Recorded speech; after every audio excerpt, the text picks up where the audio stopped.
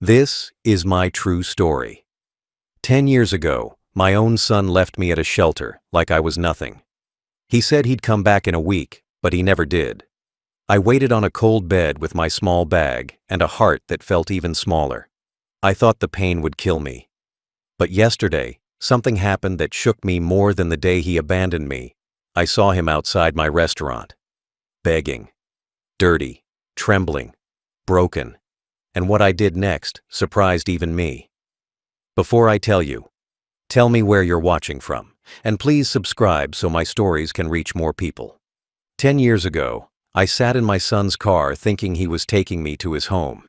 He told me he wanted me close, that he wanted to take care of me.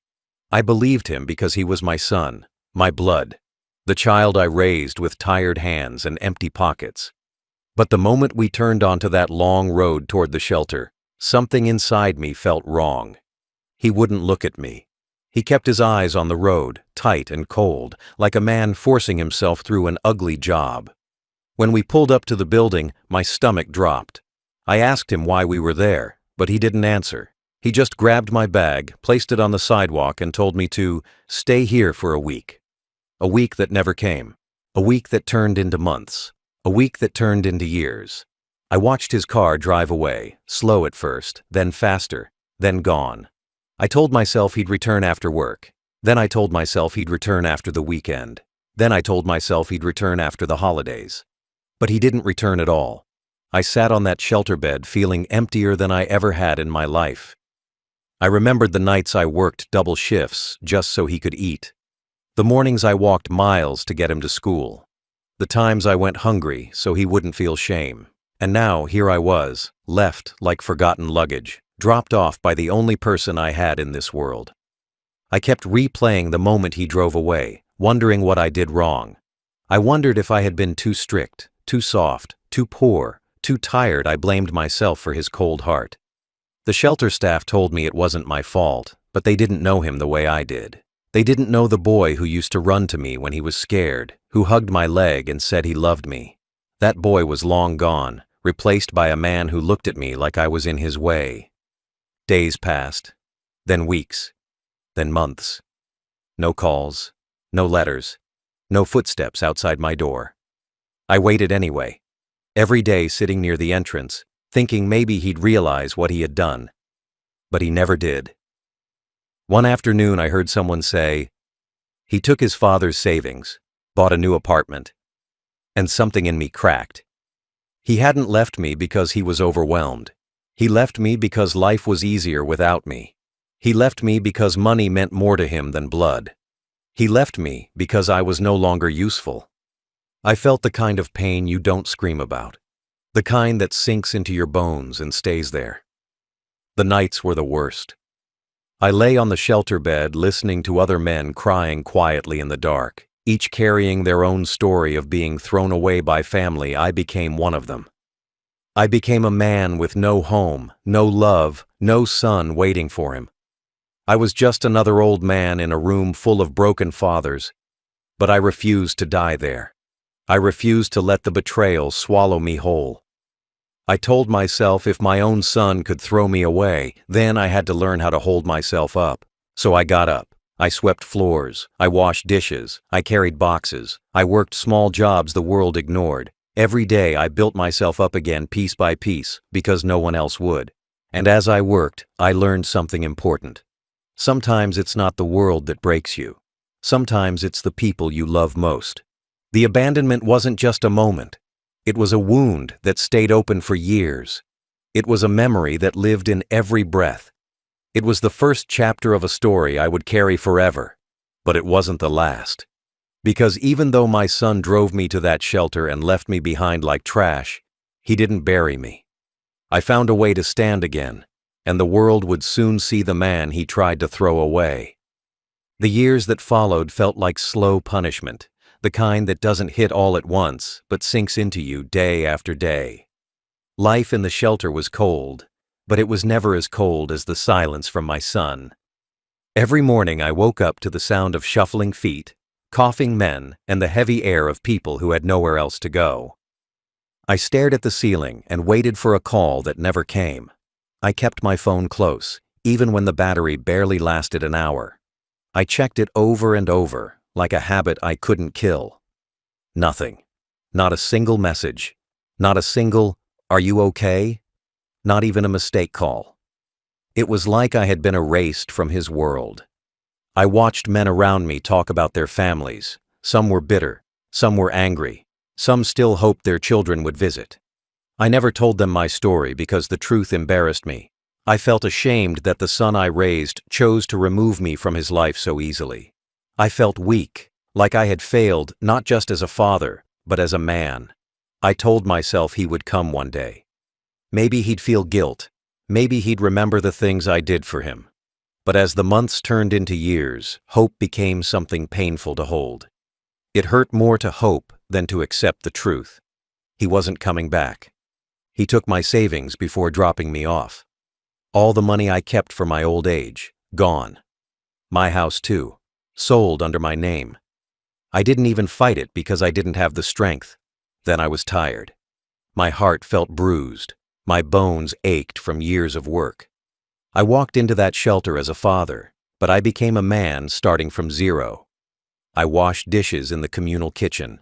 I swept floors. I cleaned bathrooms. I took any job I could, even the ones people turned away from. I told myself each small task was a step away from the pain he caused. Some nights, the memories kept me awake. The day I taught him to ride a bike. The time I stayed up all night helping him study for his exams. The mornings I carried him on my shoulders because he liked to feel tall. Those memories used to warm me, but in the shelter they cut deep. They reminded me that the boy I loved grew into a man who could abandon me in a place where people waited to die. I tried to understand how a heart can change like that, how a child raised with love can turn into someone who cares only for comfort and money. I asked myself what corrupted him: greed, pride, or the simple belief that I had become a burden. As more time passed, something inside me hardened. Not bitterness, not revenge, just understanding. I realized waiting for him was like waiting for rain in the desert. It wasn't coming.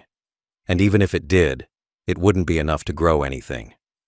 So I stopped checking my phone. I stopped sitting near the shelter entrance, hoping to see his face. I stopped telling myself stories about him realizing his mistake. I let the hope die because I needed to live. I began saving small amounts of money from every tiny job I took. Pennies, dollars, whatever I could manage. People didn't see it, but inside me a seed of stubborn strength grew. If my own son didn't think I was worth keeping, then I would prove to myself that I was. I learned to cook in the shelter kitchen, using leftovers, scraps, anything I could turn into a meal. People began to praise the food. They said it made them feel warm. Those words meant more to me than anything my son ever said as an adult. Every morning I walked out of the shelter doors with a broom in hand or a cleaning rag in my pocket, but I walked out with purpose. I wasn't rebuilding for him. I wasn't rebuilding to be accepted by anyone. I was rebuilding because I had one thing left: myself. And even though life had beaten me down, I wasn't going to stay on the ground. The silent years took everything from me: my home, my son, my pride. But they gave me something too. They gave me the strength to start again. They taught me that a man can be thrown away and still rise. And I rose slowly, painfully, quietly, until the world began to notice. These years broke me, but they also built me in a way my son never could. The rise didn't happen fast. It didn't happen with luck. It happened because I was tired of being treated like a man who had no value. I started with the only thing I had. My hands. I washed dishes in the shelter kitchen until my fingers cracked. I cooked leftover food for the men who had nobody. They said my cooking reminded them of home, of better days, of mothers and grandmothers long gone. Their words lit something inside me. I realized the world had taken everything from me except one thing: the skill to feed people. So when a small street stall went up for sale, I used every dollar I saved and bought it. It wasn't much: a rusted table, an old stove, and a spot on a noisy street. But it was more mine than anything I had in years. The first morning I opened that stall, I felt fear sitting in my chest like a stone. I cooked simple dishes, the same ones I made for my son when he was small. At first, people walked past me like I didn't exist, just another old man trying to stay alive. But then one customer came, then two, then five. They said my food tasted honest, warm, real. In a world full of fake smiles and expensive plates, people wanted something simple. They wanted something made by hands that had known pain. Little by little, the stall grew. I worked from sunrise to midnight, sweating, coughing, trembling sometimes from exhaustion, but I refused to stop. I had been thrown away once. I wouldn't let life throw me away again.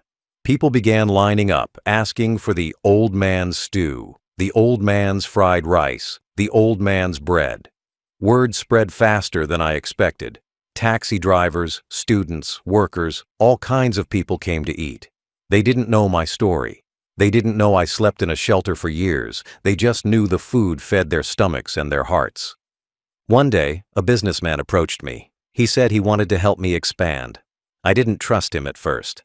Life had taught me that trust can break bones, but he didn't want my money. He wanted my cooking. He offered me an empty space in a small building. I used every bit of courage I had left and opened a cafe. It was small, only 4 tables and a tiny kitchen, but to me, it felt like a palace. I hung no photos on the walls. I kept no memories there. I worked quietly, served customers, washed dishes, closed late, opened early. And the cafe grew. People loved the food. They loved my story, even though I never told the whole truth. They loved the warmth I put into every plate because that warmth came from suffering. Soon the cafe wasn't enough. Lines wrapped around the block. People begged me to open another location. I saved every dollar, every tip, every coin. And after years of grinding, I opened a full restaurant. When I walked inside for the first time, the lights bright, the tables shining, the smell of fresh food filling the air, I felt something I thought I'd never feel again. Pride, real pride. Not pride in a son who abandoned me. Pride in myself, in my work, in every step I took from the shelter to this place. People shook my hand. They called me Sir, Chef, Owner. Titles I never imagined I'd hear. Titles my son never gave me. Titles that came from strangers who valued me more than my own blood. I stood in that restaurant every day, not as a broken old man, but as someone who survived being discarded.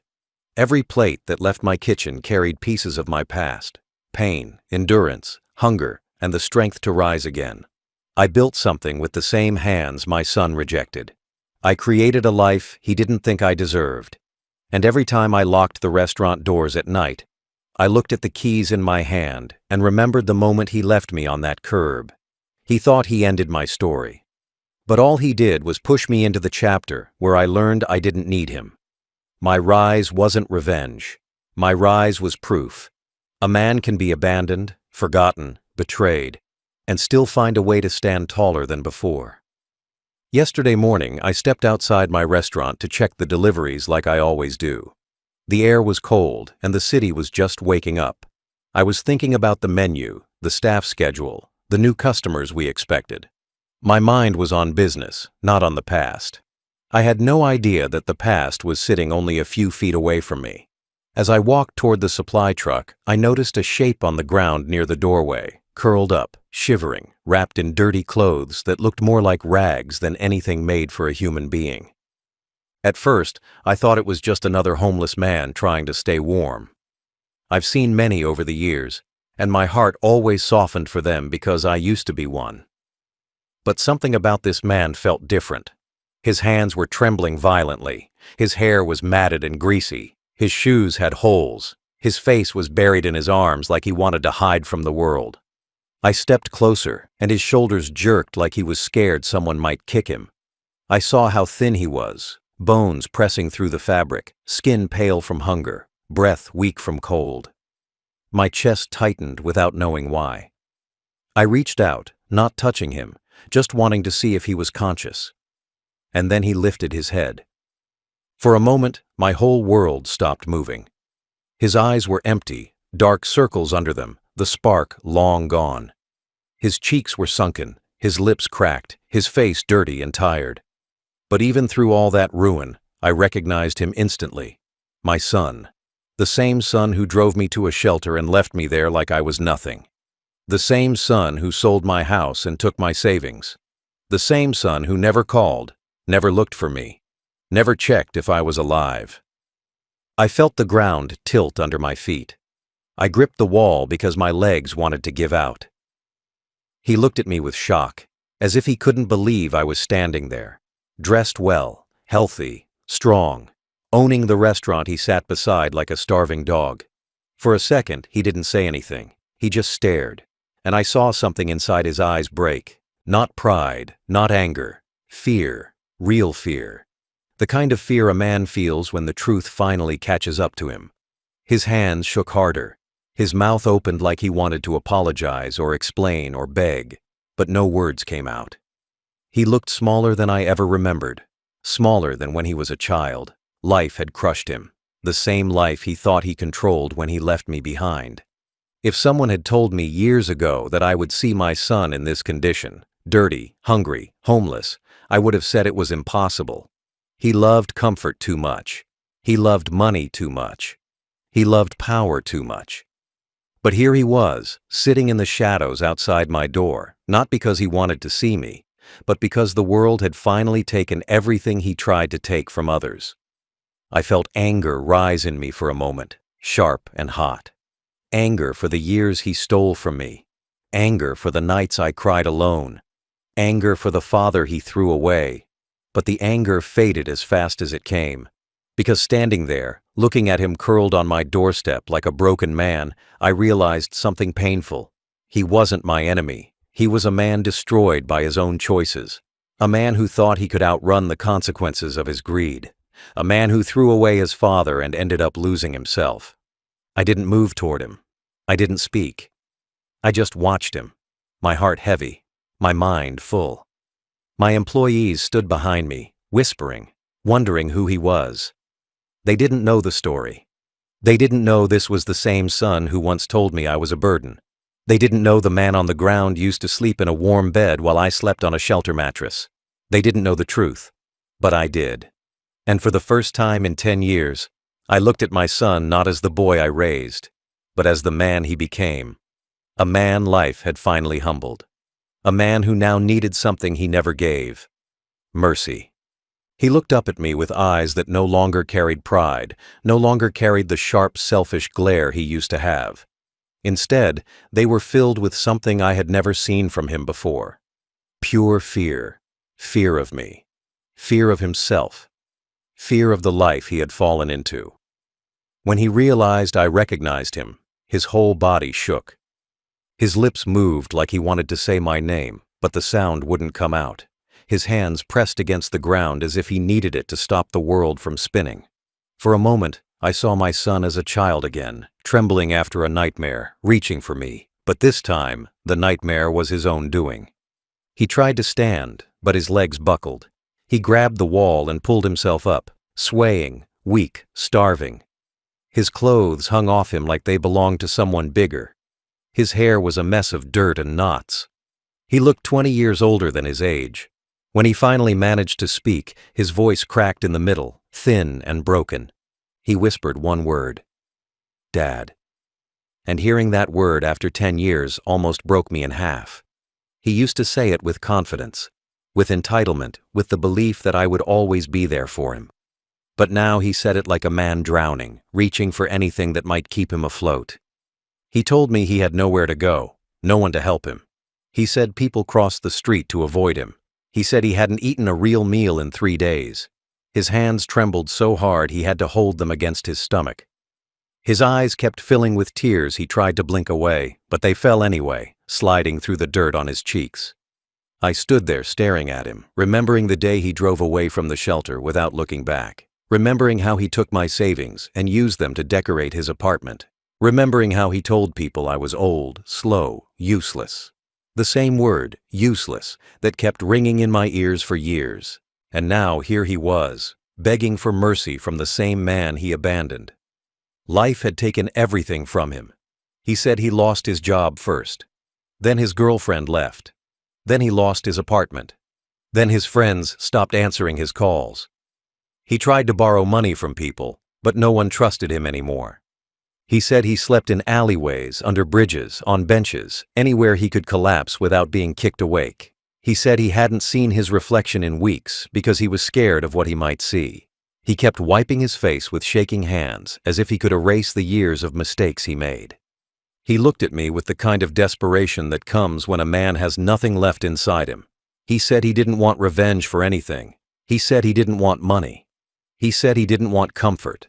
He just didn't want me to turn away. And hearing that almost snapped something in me, because 10 years ago, when I begged him not to leave me at the shelter, he didn't hesitate. 10 years ago, when I needed him, he walked away without guilt. 10 years ago, when I was shaking and lost, he chose convenience over compassion. But now the roles were reversed. And he knew it. I saw it in his face. The shame, the regret, the self-hatred. Karma had already punished him long before I saw him again. Life had crushed him down to a thin, trembling shell. He didn't need me to hurt him. Life already did. His knees gave out again, and he slid back to the ground, crying in a way that didn't sound human. It was the kind of crying that comes from a soul collapsing under the weight of its own choices. People passing by stared. My staff stood frozen, watching. The world around us kept moving, cars passing, doors opening, plates clattering inside the restaurant. But for me, time stopped. I looked at him and realized something painful. I wasn't looking at the son who abandoned me. I was looking at the broken man he became because of that decision. The collapse wasn't just his body falling to the sidewalk. The collapse was everything inside him falling apart at once. Pride, greed, arrogance, certainty, all shattered, all gone. And there he was, begging the father he once threw away to not throw him away now. And in that moment, I understood something I never expected. The man who left me to suffer was now suffering in ways I never wished on him. My staff stood behind me, confused and waiting, their eyes moving from him to me like they were watching a story unfold that none of them understood. They had only known me as the strong old man who built a restaurant from nothing. They never knew the version of me that sat in a shelter bed with a broken heart. They never knew the father who waited years for footsteps that never returned. But here we were, the past and present standing face to face on a cold sidewalk. I felt everyone around me holding their breath. Some of them expected me to kick him away. Some expected me to yell. Some expected me to walk back inside and leave him where he sat. Even he looked at me like he believed I would turn from him the same way he turned from me 10 years ago. I stared at him, shaking, dirty, humiliated, empty. And inside me, two voices fought. One voice whispered that this was justice. The life he gave me was the life he was living now. The same cold, lonely ground. The same fear of being unwanted. The same silence from people who didn't care if he lived or died. A part of me wanted to let him taste the full weight of what he made me feel. A part of me felt the satisfaction of watching him understand pain the way I had. But the other voice, the older voice, the father in me, spoke louder. It reminded me of the boy he once was. The boy who held my hand when crossing the street. The boy who cried into my chest when he was scared. The boy who depended on me before pride filled his heart and poisoned him. I looked at him and realized something cruel but true. He had already been punished enough. Life had beaten him down in ways I never wished for. He wasn't standing in front of me as the man who abandoned me. He was standing in front of me as the broken child who had finally learned that the world does not protect selfish people. And even though he never came back for me, even though he stole from me, even though he shattered my sense of worth, he was still my son. That truth hurt, but it was real. And real things don't disappear just because they bring pain. He looked at me with the kind of eyes a man has when he believes he deserves nothing. He whispered that he understood if I turned away. He said he knew he had no right to ask for help. He said he wouldn't blame me if I walked back inside and left him on the street the way he left me at the shelter. Hearing him say that made something inside me soften and harden at the same time soft, because he was finally understanding the damage he caused. Hard, because he had let things go so far that we reached this moment. I took a slow breath. My staff watched every move. People walking by stopped and stared. My son kept his head down, waiting for a punishment he already carried inside him. I stepped closer. He flinched like he expected a kick. But instead, I told him quietly to get up. His head jerked up in disbelief. Tears were already running down his cheeks, but when he heard my voice, they fell faster. He tried to stand, but his legs gave out again. I reached my hand out, not out of comfort, not out of forgiveness, but out of humanity. Because no matter how much he hurt me, I would not become like him. I would not throw away my own blood on the street. He grabbed my arm with weak fingers, trembling as he pulled himself up. He leaned on me like the weight of his sins was pressing on his shoulders. No words passed between us. No apology, no forgiveness, no explanations. Just the simple truth. He needed help, and I was choosing to give it. Not because he earned it. Not because he deserved it. But because my heart, even after everything, was still a father's heart. I guided him inside as my staff stepped aside, some shocked, some moved, some struggling to understand. But they didn't need to understand. This moment wasn't for them. It was for me. It was for the years I spent alone. It was for the man I became through pain. It was for the chance to do what he couldn't do for me. And as he crossed the doorway he once thought he'd never enter, I realized something important. I didn't choose him. I chose the person I wanted to be. A man who does not repay cruelty with cruelty. A man who knows the difference between justice and revenge. A man who still had love left, even after everything was taken from him. Inside the restaurant, I led him to a corner table where nobody else sat. He lowered himself into the chair like every bone in his body hurt. His hands shook non-stop, and he kept rubbing them together like he was trying to warm a life that had already frozen. My staff watched from a distance, whispering, confused, curious. They didn't know the story, and I didn't owe it to them. I brought him a cup of warm water, and when he held it, his fingers were trembling so badly that half of it spilled on the table. He muttered an apology under his breath, but his voice was so weak I almost didn't hear it. For a long moment, he just stared at the cup like he wasn't sure if he deserved to drink it. And then, slowly, he began to talk. He told me everything. Not all at once, but in pieces, with long pauses in between, as if each truth was a stone he had to lift from his chest. He said after he left me at the shelter, he felt relief, like he finally had space. He said he took my savings because he thought he earned it after looking after me when I got older. He said he took the house because he believed I wouldn't need it anymore. He said I was slowing down his life. Hearing those words again stung like fresh wounds opening. He said that at first he felt powerful. He lived big. He spent big. He acted like a man who had everything under control. But the world doesn't protect people like him. He said the job he bragged about lost him during a company cut. He said his girlfriend left the moment the money stopped flowing. He said his friends vanished when he could no longer treat them. Everything he built from the pieces he stole from me crumbled faster than he expected. He admitted he tried to get another job, but no one wanted to hire someone who acted entitled for so long. His old habits destroyed every chance he had. He said he became angry at everyone, at life, at strangers, at himself, but never at me. Because deep down, he knew what he did to me was wrong. He said he used to lie awake at night in his apartment, thinking of the day he left me at the shelter, wondering if maybe I died there. He said he wanted to call me, but his pride wouldn't let him. He said he wanted to come find me, but shame held him down like chains. And then the apartment was gone. The savings were gone. The food was gone. And he ended up on the street, going from place to place, sleeping in corners, surviving on whatever he could find. He cried when he said it. Real tears. The kind he never shed when he abandoned me. He covered his face with his hands and shook as he said he saw my restaurant weeks ago, but couldn't bring himself to come in. He said seeing my name on the sign told him the truth he didn't want to face. I survived without him. I rose without him. I became more without him than I ever was with him.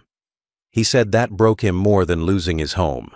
He said he realized then that the father he threw away didn't just live. He thrived. He told me he came to my door yesterday not to beg for money, not to ask for a place to stay, but because he had nowhere left to hide. He said he knew I might spit on him, shout at him, push him away, but he couldn't keep living without at least trying to face the man he wronged most. He said he had spent years believing he didn't need me, but now he understood something cruel. I was the only person left in this world who might show him mercy. Every word cut into me, deeper than the years I spent in the shelter. It hurt to hear his honesty because it came too late. It hurt because the truth he carried now was the truth he should have carried years ago. It hurt because I could see the man he became and the man he destroyed himself trying to be. He said he didn't expect forgiveness. He said he didn't expect love. He said he only wanted a chance to make things right in whatever small way he could. I sat across from him with a heart full of pain, not for the past, but for the broken man trembling in front of me. He wasn't the son who abandoned me. He was the man life had taught a lesson he could never forget. And hearing him confess everything didn't heal me, but it opened a door I thought was locked forever. He kept begging, his voice cracking every few words, asking me not to turn him away. He said he would sleep in the kitchen, on the floor, in the storage room, anywhere he said he would work for free. He said he would do anything just to not be alone another night. His eyes were swollen, red, desperate. I could tell he thought this was the moment where I would pick him up, hug him, tell him everything was forgiven. He believed that because that's how he remembered me. Soft, patient, always sacrificing myself for him. But I wasn't the same man he abandoned 10 years ago. The shelter changed me. Poverty changed me. The long nights alone changed me. The rise changed me. And now I understood something he never learned. Mercy is not the same as weakness.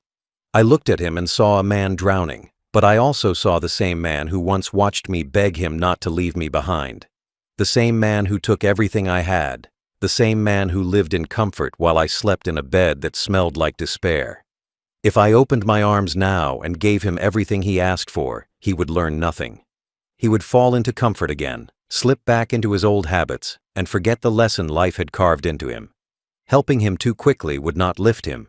It would ruin him all over again. So I stayed silent for a long moment and watched him crumble under the weight of waiting for my answer. When I finally spoke, he leaned forward like he expected me to tell him to move in with me, to sit at my table, to be my son again without question. But I didn't offer him comfort. I offered him something far harder. I told him he would not sleep in my home. I told him he would not receive special treatment. I told him nothing in my restaurant was free, not even for him. His face fell, confusion turning into panic. He asked if I was rejecting him. He asked if I was punishing him. He asked if this was revenge, but it wasn't. It was reality. The reality he had run from for years. I explained that life gave him consequences, not because the world hated him, but because he needed to be broken in order to understand the pain he caused. I told him I couldn't hand him back a life he destroyed with his own choices. I couldn't give him comfort he didn't earn. I couldn't let him skip the work of rebuilding himself. He hung his head, shoulders shaking, tears dropping onto the table. He whispered that he understood, even though it hurt him. He whispered that he would take any chance, even the smallest one. So I offered him exactly that, a chance, not a rescue. I told him he could work in my restaurant, but not as my son, as a dishwasher. The same place I started when he left me with nothing.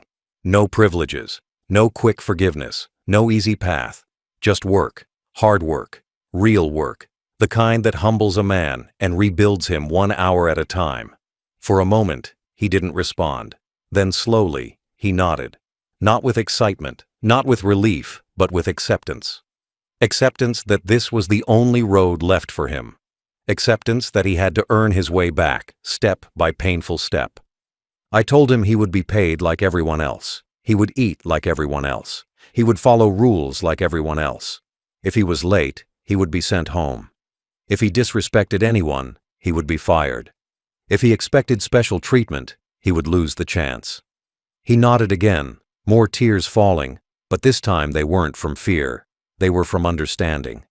He finally understood that love wasn't a free meal.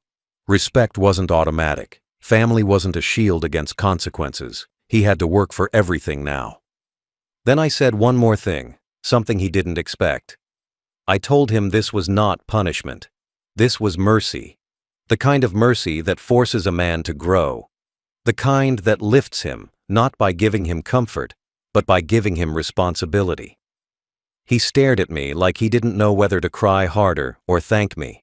But I didn't need his thanks. I didn't need his apology. I didn't need him to love me again. This wasn't about him earning my forgiveness. This was about him earning himself back from the ruins of his own mistakes. And that was my judgment. Not revenge, not rejection. A chance, painful, difficult, humbling, to rebuild a life he broke with his own hands. He came begging for shelter, but what I gave him instead was something far more important. A way to rise, just like I did. The next morning, he showed up before sunrise, standing by the back door like a man afraid to breathe too loudly. His clothes were still dirty, his hair still messy, but something in his eyes had changed. There was no pride left, no laziness, no excuses. Only the quiet look of someone who finally understood he had nothing left to lose and everything to prove. I watched him from inside the kitchen for a moment. He didn't see me, but I studied the way he shifted from foot to foot. Nervous, unsure, humbled in a way I never thought I would witness. This was the same man who once told me I slowed him down. The same man who left me at a shelter without a second thought. And now he stood there waiting for work he never imagined he would have to do. I opened the door and let him in. He lowered his head, not out of shame alone, but out of respect, something he never gave me before. I pointed to the stacks of dirty dishes piled high from the night before. He stared at them like he was looking up a mountain he knew he had no choice but to climb. He didn't complain, he didn't hesitate.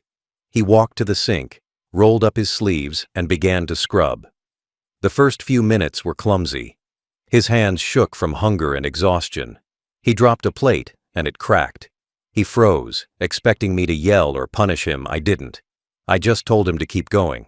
And he did. He washed for hours, his back bent, his fingers wrinkled. The steam burned his face. The soap stung the blisters forming on his hands. The kitchen was loud, pots slamming, cooks shouting orders, customers talking on the other side of the wall, but he stayed silent, focused only on the pile in front of him.